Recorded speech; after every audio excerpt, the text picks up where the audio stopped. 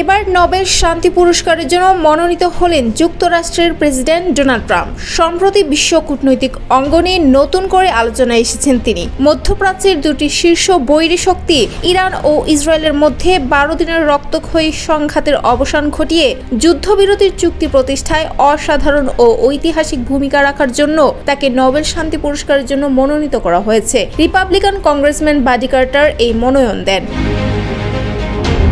মঙ্গলবার Fox news এক প্রতিবেদনে জানায়, বাডি কার্টার নোবেল কমিটির কাছে এক চিঠিতে লিখেন, যেখানে অনেকে যুদ্ধবিরতিকে অসম্ভব বলে মনে করছিলেন, সেখানে প্রেসিডেন্ট ট্রাম্পের কূটনৈতিক নেতৃত্ব এই বাস্তবতা এনে দিয়েছে। তিনি সাহসী ও সিদ্ধান্তমূলক পদক্ষেপের মাধ্যমে বিশ্বের সবচেয়ে বিপজ্জনক অঞ্চলকে শান্তির পথে ফেরাতে পেরেছেন। RICL TMX, যুগের পর যুগ স্থাপনা থাকে মজবুত।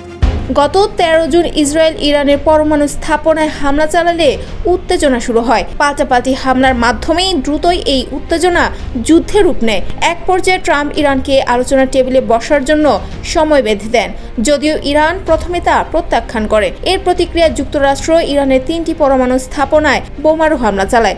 জবাবে ইরানও মধ্যপ্রাচ্যে মার্কিন ঘাঁটিতে হামলা করে। এমন উত্তপ্ত প্রেক্ষাপটে ট্রাম্প সংঘাত এড়িয়ে শান্তি প্রতিষ্ঠার আহ্বান জানান এবং 23 জুন 12 দিনের যুদ্ধ শেষ হওয়ার ঘোষণা দেন। পরদিন থেকে কার্যকর হয় যুদ্ধবিরতি।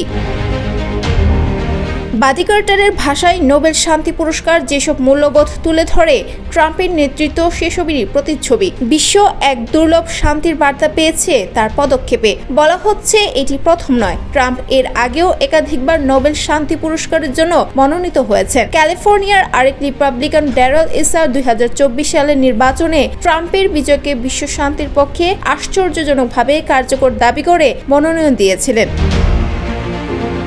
2025 সালের শান্তিতে নোবেল পুরস্কারের জন্য এবার মোট 338 জনকে মনোনীত করা হয়েছে। ট্রাম্প ছাড়াও এই তালিকায় রয়েছেন ন্যাটোর সাবেক মহাসচিব জেন্স স্টলটেনবার্গ, জাতিসংঘ মহাসচিব আন্তোনিও গুতেরেস এবং পোপ ফ্রান্সিস। বিশ্বের প্রেক্ষাপটে শান্তির বার্তা ছড়িয়ে দেওয়ায় এমন প্রয়াসকে অনেকে স্বাগত জানালেও ট্রাম্পের ভূমিকা নিয়ে বিতর্ক রয়েছে। তবে একথা অস্বীকার করা যায় না যে ইরান ইসরায়েলের মধ্যে এমন সময় যুদ্ধবিরতি আনায় বিশ্ব নতুন করে কূটনৈতিক সংলাপের দিকেই তাকিয়ে আছে।